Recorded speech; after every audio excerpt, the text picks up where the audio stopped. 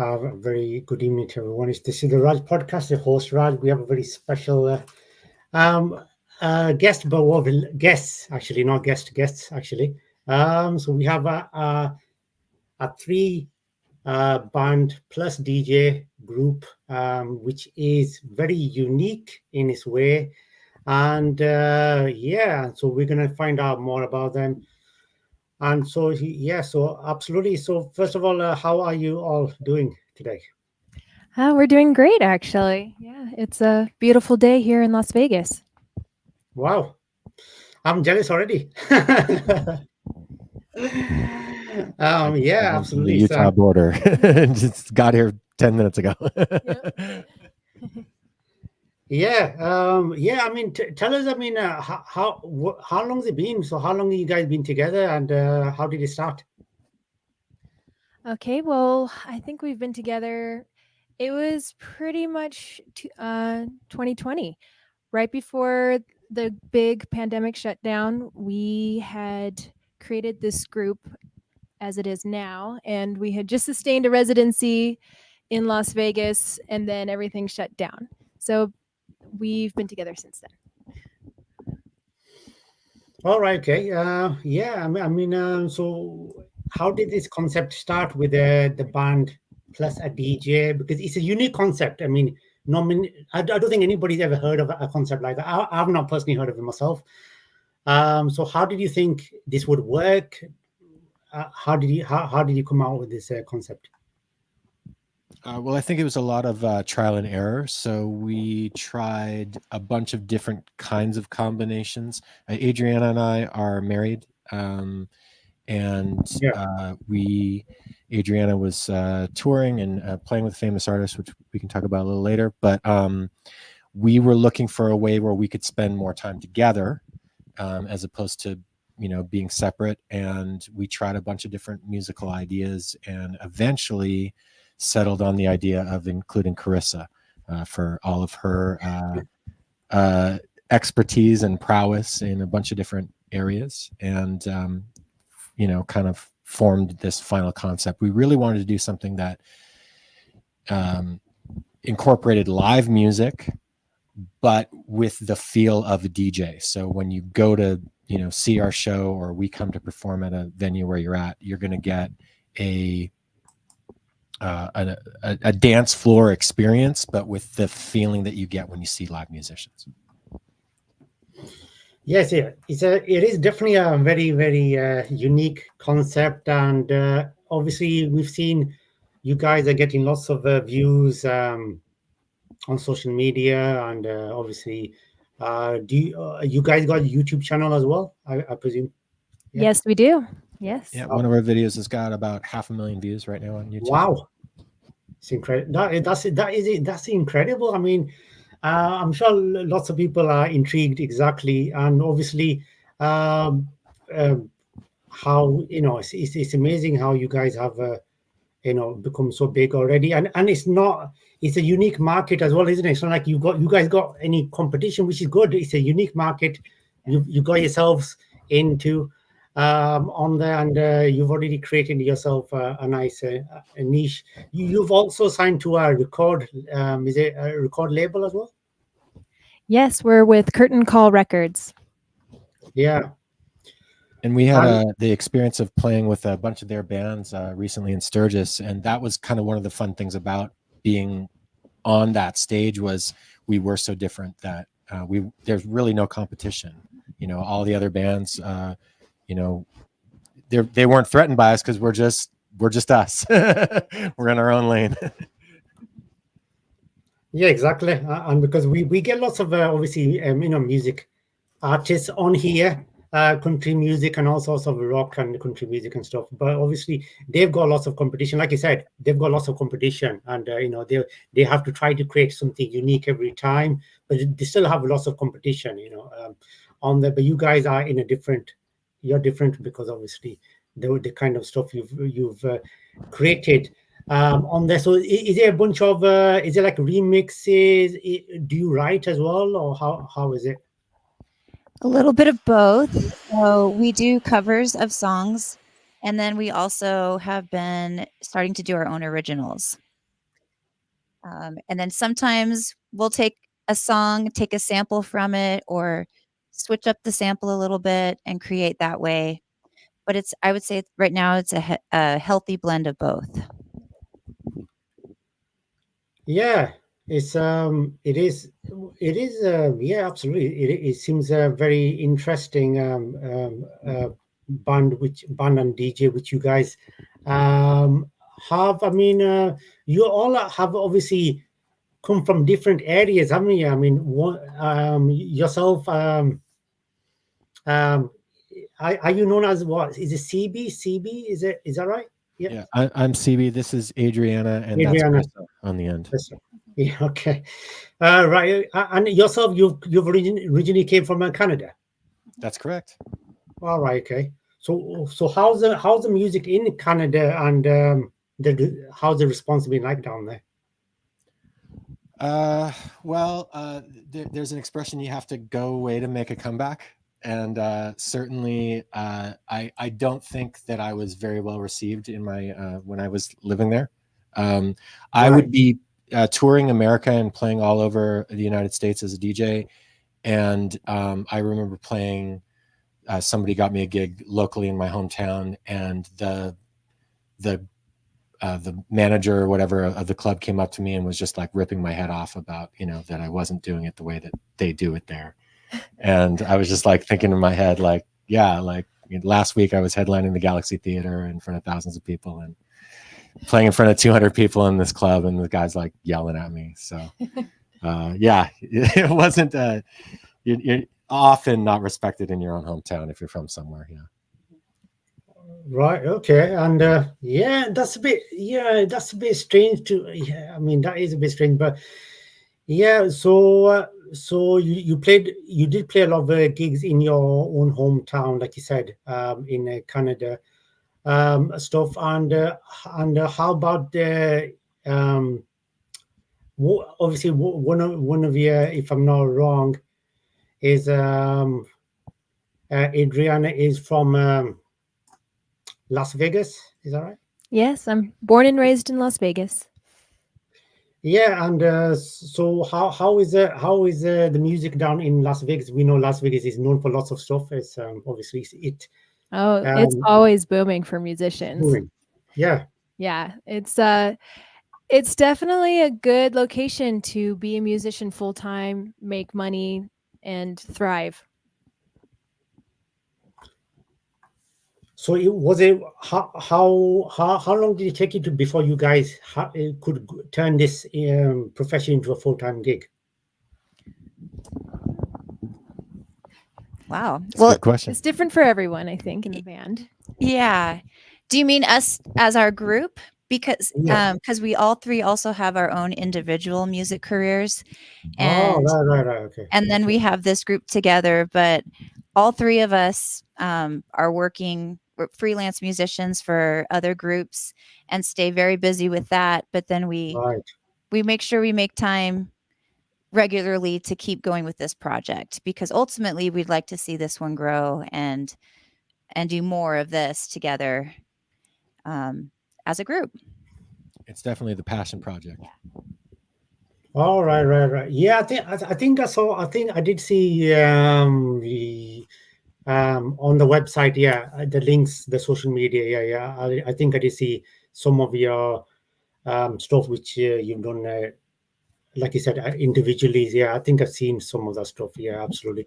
It is. It is. So I was thinking that a bit. I thought, yeah, I think maybe you guys do something separately as well. Yeah. But yeah, I mean, so it's obviously 24/7. And how about yourself? Whereabouts do you hail from yourself? I'm from Arizona, also another desert, but not as lively and happening as Las Vegas. But yeah, I Yeah. was raised in Tucson, Arizona, and I've been living in Vegas for about 18 years now. So I do consider it home.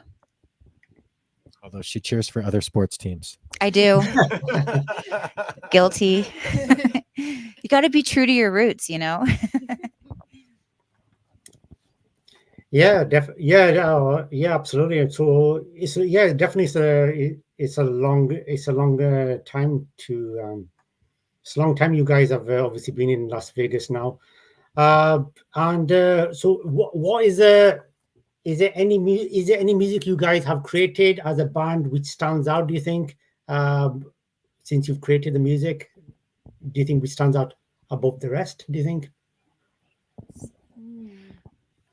I would have to say we have a cover of Linkin Park, In the End, Wow. and that's one of my favorite bands from my college, high school time till now, and so a very influential band in my life. So when we got to do a cover, I was very happy about that one. Yeah, that one's on Spotify as well. We have a music video on YouTube. And that was a really fun one to work on and add strings to, because Carissa and I are primarily violin and viola. And so adding strings to an already awesome song was very cool. Yeah, and this is your official band website link, which we will put on the video description of this podcast episode very shortly as well. And so you can check out the link if you're watching this live. If you're watching afterwards, do check it out. And it gives you lots of information. I've been on it myself, and it does give you lots of information on it and how you guys started up, and what kind of music you guys have been doing. And Carissa, you've been a Grammy nominated as well. Twice. Yeah. And not for my performance, it's actually for my music education skills. I was a teacher for Clark County School District for about 18 years. And during the pandemic, I guess we were in a very creative state in our personal lives and in our band lives. But I created an online music academy and put so much creativity and effort into that, and it got noticed, and I got nominated for a Grammy for Music Educator of the Year, and then re-nominated the following year. So yeah. Yeah. She started when she was 2. No. Yeah, well, wow. I mean, that's amazing. I mean, even if it's for education, I mean, being a Grammy nominated, it is a massive thing, isn't it? Really, it is a massive. It is something. It's nice to be noticed on such a wide scale. It was awesome.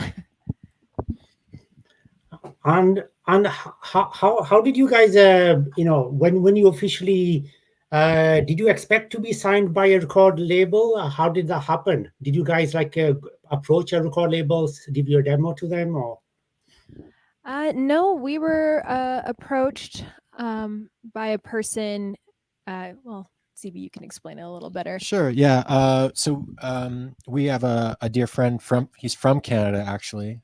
His name's Rod Black. He's Right. also an artist, and he acted as our A&R representative. I let him know that we had a project that I thought was good enough to be on a label, and he went and found us one. And he's a great guy, Wow. good friend, and does a big favor. Yeah, yeah. Wow, that is incredible. Yeah, and Shout out to Rod. Yeah.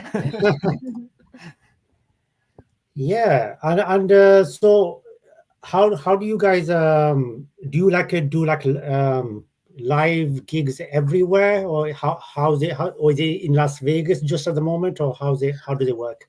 Everywhere. We mostly do private events for now. We've gone as far as Southeast Asia. Yeah, we travel. Yeah, we've been and the Bahamas. We did Bahamas for New Year's last year. Yeah. Wow. That's that's incredible to be. That's quite. That is definitely in a different place. Yeah. So it must be a nice feeling to be able to do it definitely down there, and definitely in Bahamas. Yeah, absolutely. Yeah. That was a very nice gig. It was great. It was a vacation and a gig. Yeah. We brought our baby. Krista brought her husband. we made a vacation out of it. Yeah.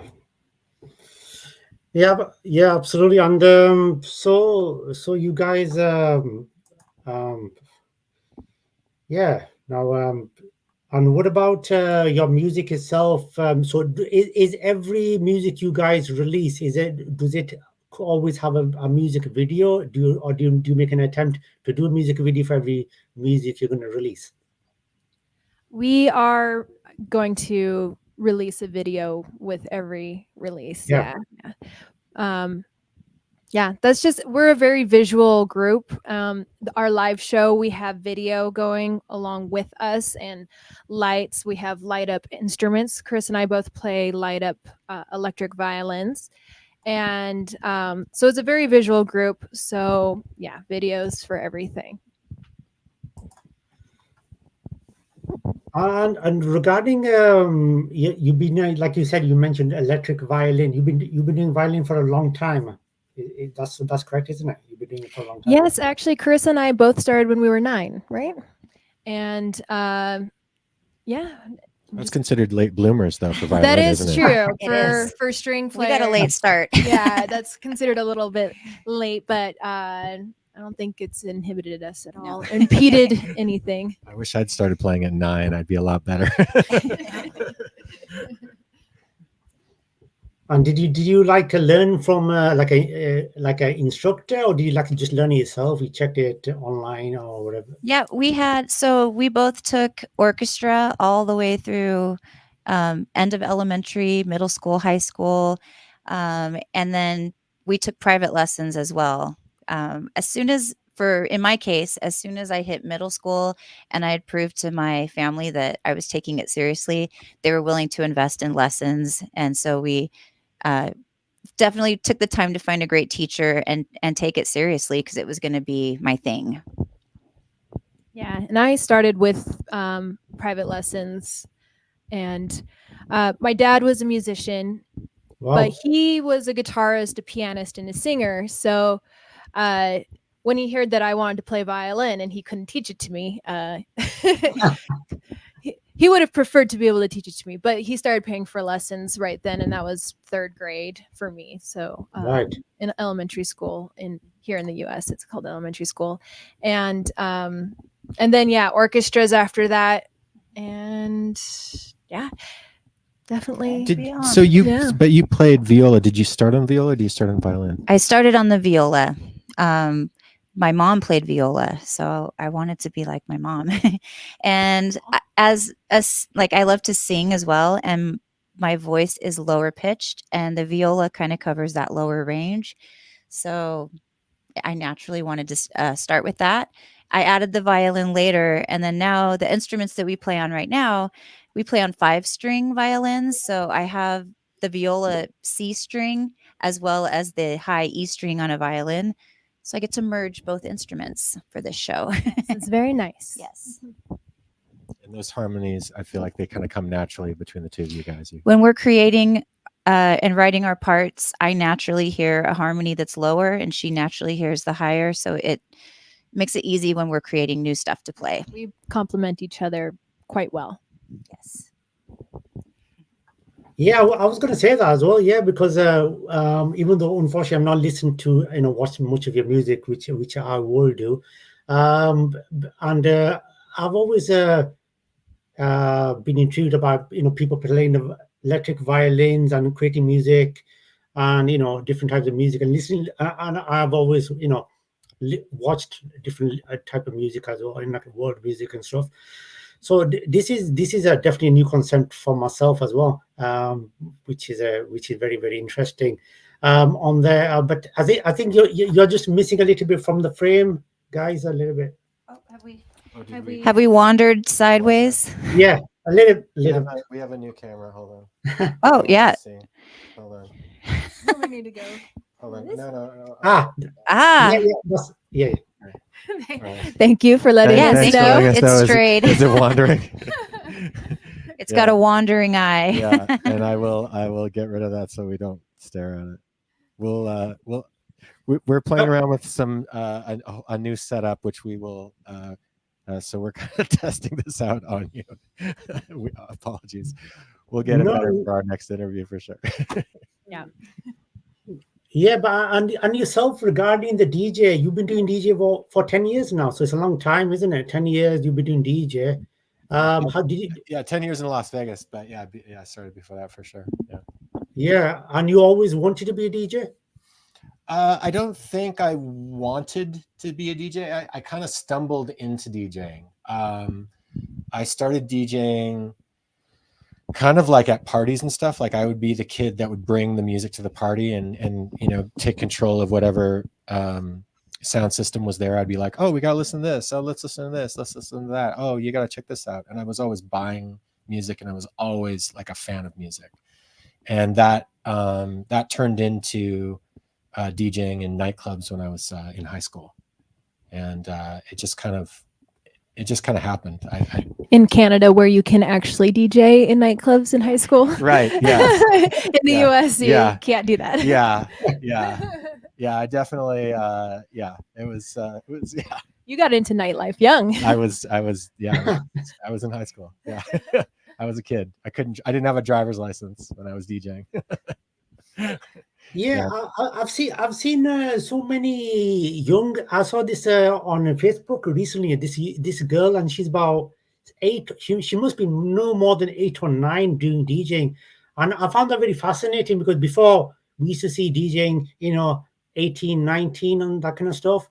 But it seemed to be changing where even young kids are trying to become a DJ. It's like you might be talking about Michelle. Yeah, she's. Is it Michelle? Yeah. Yeah. Very, very good. Yeah.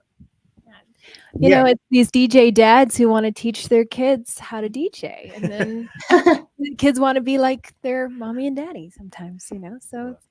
Yeah, our baby definitely knows her way around the turntables already.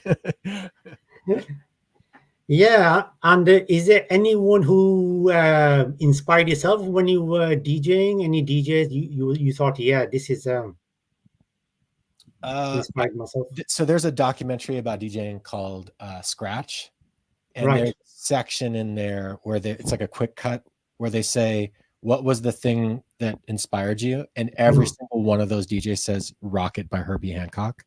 So I kind of have to say that was the thing that I heard that I went, what is that?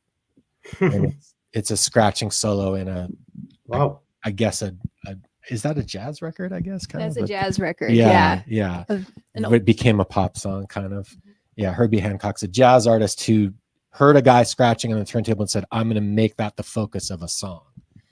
And yeah, it's just sort of like, what is that? I want to know what that is and how do you do it? And that was kind of the start. Wow. Yeah, I mean that's really nice. That is, yeah, definitely. And you guys are doing something which you all it's more. It's like it's a career plus it's a hobby as well, isn't it? Really. So it's like both, best of both worlds for yourself, for all of you, which is great. I think a lot of I've spoken to loads of music, some music artists who've just started, and obviously they still work, doing other jobs at the side to make it, first of all, to the next level. So you can see how inspiration is being a musician and how you want to do it. So how did you mix the violins with the DJ? I mean, because obviously when the DJ music is being played, it's obviously loud and the music is loud. And then how do you include the violins into that? Well, see, that's where the electric violins come into play, because just like an electric guitar, if you just heard it by itself, you wouldn't really hear it that well. But when you plug it into an amp, you hear it really loudly. And it's the same concept for an electric violin. And so that's how I get to compete with the beats. With the beats. Yes. Yeah. And they use the same tools, the exact same tools that a guitar player would use. So for example, Carissa has a few solos where she uses a wah pedal, just like a guitar player would. So, and they're using distortion and, flangers and all the same kind of effects that you would use on an electric guitar. Yeah, and you guys, what's this? Because I've seen on the website, and obviously I was browsing the website, and it probably taking me about 15-20 minutes to browse the website. It's quite long, it's detailed, and it's really nice. So I mean, Thank yeah, and you guys, what kind of artists do you think? Okay, I'm going to do a remix of this artist, or do you just listen to them first and then you decide, okay, this one will suit our music to do it? We've lately been tending to draw from singles that were meant something to us previously. Right. Like in the end, uh, I don't know how many of our songs I'm allowed to mention because they haven't been released yet, but Yeah, we're a definitely lot a lot about to be released. Yeah, we've got a we bunch. definitely have. So we're drawing from things that meant something to us and give us kind of like, that throwback or that vintage vibe. As a nostalgia kind of That's the thing. word I was looking for. Yes, nostalgia. Yeah, something that means something to us, and then also, um, I will go, in my solo DJ, job. My day job is DJ. Right. I will go and test the songs that we've been working on, and see how they're being received on a dance floor, mixed in with the best songs in the world. And some of them work, and some of them don't. So we've definitely tried stuff that it's a good idea. We love it, but the dance floor doesn't react to it. If everyone stops dancing, it either needs work or it's not the right idea. So we've definitely had to rework and remix and tweak stuff as we go, for sure. It's pretty humbling when you clear a dance floor with your own music. Yeah. It's great that you can test that out though before we actually release it. So That's good though. That way, anything we put out, it's already pre-tested. and most of the stuff too, we'll hear a song that we loved, as kids, and I will usually hear, like, if I can hear some really cool string lines for like violins, I'm like, okay, this is really cool. We want to add. I really would love to hear this song, but with strings added to it, and it's pretty much just how I want to create this music. Right. Yeah, definitely. We will be just, anywhere. There was one particular time we were in a car and something came on, or no, we were in a restaurant, Yeah. and then we discussed it later after the meal, and we were in the car, and Adriana's humming in string lines into her phone, recording these ideas. And yeah, inspiration can kind of come in from anywhere, really. And sometimes we'll take stuff out. So we're working on a record right now where we put all this stuff into it, and one piece at a time, we've basically taken almost everything out of the record, and basically it's just Carissa and drums and a tiny little bit of bass. So sometimes less is more too. Sometimes it just depends on the song. Yeah, absolutely. I mean, you guys have how does a 10 Dua Lipa songs in 1 minute? How does that work here? How did you manage to do that? I don't get that part. Well, that's this one. He gets into his studio and kind of turns into a hermit and works on, like, how can I use just little details from all these songs and put them together, but still make it a good musical idea that makes sense. And yeah, that's this one. This is the mad scientist. And then Adriana and I frantically have to remember which one comes next. So when we're recording our video or, performing live, if we ever do that kind of a thing, it's like, what order do the songs go in? So. And the dance moves. Yeah, we do choreography while we play as well. So. Really? So that particular piece, there's all these intricate dance moves that they're doing, plus they're like changing songs every few seconds. Yeah. And all I got to do is stand there and do this. So it's he does the work on the front end, and then we take over. Yeah, for the performance. Yeah, for sure. So you guys must have to practice a lot before, I guess. And a lot of practice goes into this. Usually we have about one rehearsal before a performance, just to really because we tailor each performance with its own kind of set. And yeah, during the pandemic, we learned the majority of the material that CB put together, all these sets. where it's like 30 seconds of each song and it goes bam, bam, bam, and they flow perfectly into each other. So it's like just one like very continuous 90-minute set. And so are we still on the It looks like it. Did the Slide- camera do that again? Did it do something? Did you see Yeah. something? I saw it move. Yeah. Interesting. All right. Well, It was my large arm movements. I thought I turned that off. Yeah. Yeah. There we are. All right. Maybe I'll leave it up so that we can keep an eye on it. Do you want to answer that question again at the beginning? Technology. Yeah, technology, right? Technology is, yeah, it is. It is. Yeah, and yeah, definitely. I mean, yeah, these things happen, and obviously, especially when you're doing a live stream, anything can happen. To be honest, very yeah, Yeah, it's just like how when we perform, we're performing live, things happen. yeah. Yeah, it's incredible. I mean, I didn't know what to expect. You know, when I sent you guys a message about your band, and I saw it on Matchmaker FM. When I saw it on there, I didn't know what to expect. I thought band and DJ. This sounds very, very interesting. I'm like, I need to send you guys a message and see what this is all about. On there, because this sounds something which needs to be discussed. And obviously, I didn't know how famous you guys were, but it looks like you guys are already, like they're saying, hitting the ball out of the park already.